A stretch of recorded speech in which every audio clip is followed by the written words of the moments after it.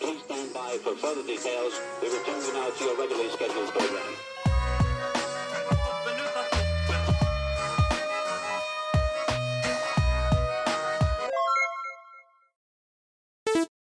Hello to those of you who are feeling called to this reading in particular. Welcome to your mystery reading.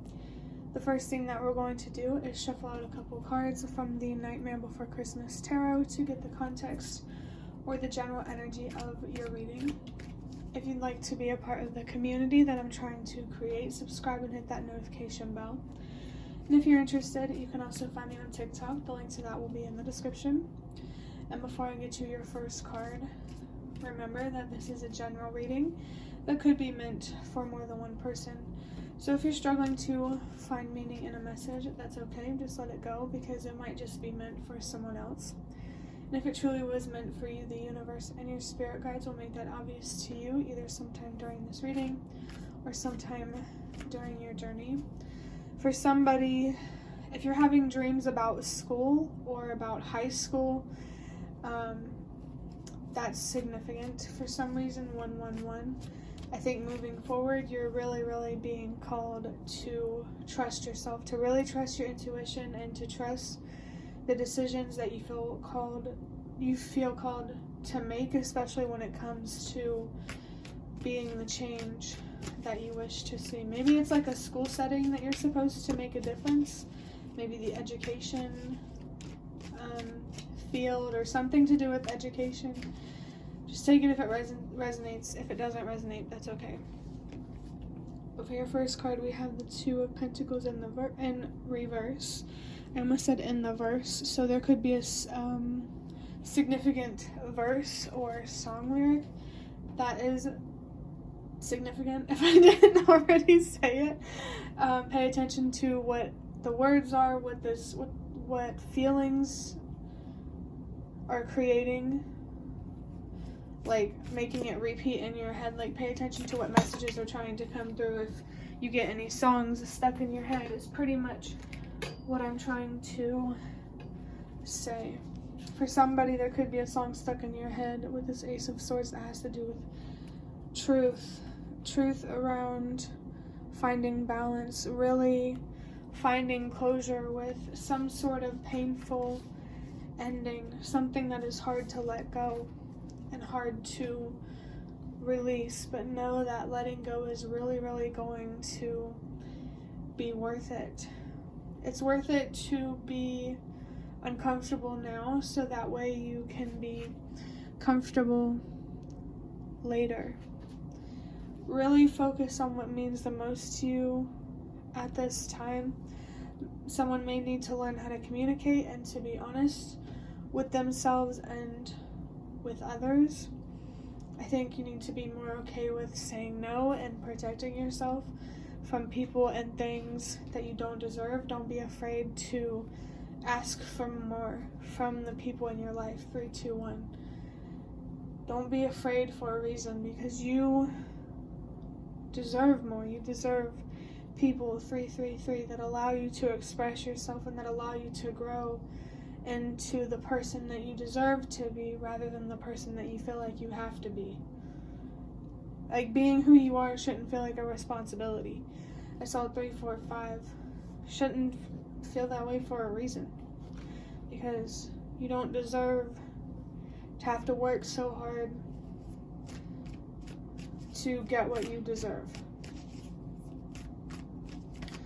Maybe there's something like you're not receiving what you deserve because you're not aligned with it, and you first need to see what you deserve, so that way you can filter out people who don't see that.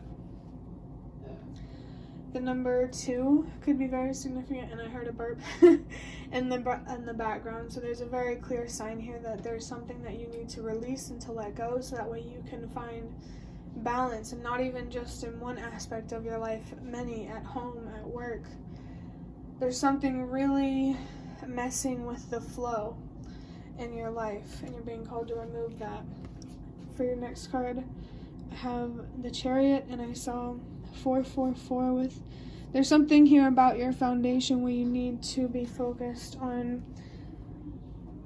being in the driver's seat of your life having more control over your decisions rather than your fears and your mind having control over your choices and where you end up in life. I feel like your sense of liberation is not going to come from the universe fixing everything for you. It's going to come from learning how to step into your courage and to be more connected with the human side of yourself, your instincts.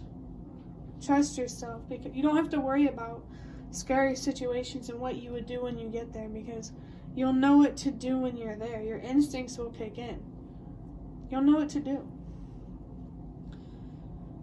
Especially like if you're afraid of natural disasters, there could be something specific about an earthquake here, 543, trusting that everything happens for a reason.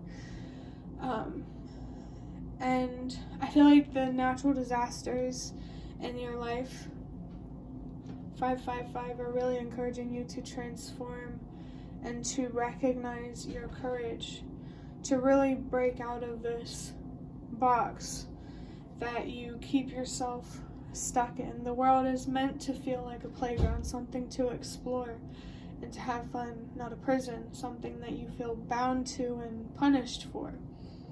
If you weren't meant to be here, you simply wouldn't be. Maybe there's something here that you need to find closure with, like deep, deep questions like about life and about death, and the universe and your spirit guides really, really want to help you with that. They want to help you let go of what isn't healthy for you. They really, really are there for you. The Chariot card has the number 7 on it, and we're about to be 7 minutes into the video. So the universe and your spirit guides really want you to know that the more that you invest in yourself mentally and emotionally, the more that you heal, the more that you will be able to receive from the universe. Could be as easy as not being your own worst enemy and having more faith in yourself and trusting yourself more. Definitely something here about building a better relationship with yourself, especially because I just saw the number 222. But now I'm going to get a deck big enough to shuffle from this box of cards that I have. I'm just going to get a couple to wrap up this reading for you. So for your first card, it says, wow, uncomfortable feelings is how you learn and grow.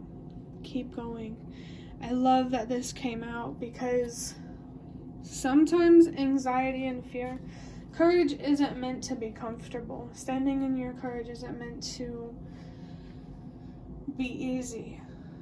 I think you need to learn to get more comfortable with the uncomfortable, really opening your mind to all different kinds of possibilities in life. I think doing that, becoming more open-minded about the challenges you face, it's going to help you find a lot of closure, a lot of peace. It's going to help you flow better in life, if that makes sense. I really like how it says it's how you learn and grow. That's the silver lining to going outside of your comfort zone. It helps you grow and you learn new things. And I think the reality is that no matter how old we are, we always have the need for adventure. Like, we have, like, I don't know how to describe it, but just like this natural need to face the unknown. And if not, it makes us depressed and anxious. So I really, really feel like you're being called to connect with the more human side of yourself, with nature, with your environment, with this reality on a bigger scale. But let's see what your last card is. We have the number 30, which comes down to the number 3. How relevant. It says, don't let bad people turn you into a bad person. But also, I think to me, bad people are people that choose, they're aware of their toxic habits and how they impact others, and they just don't care.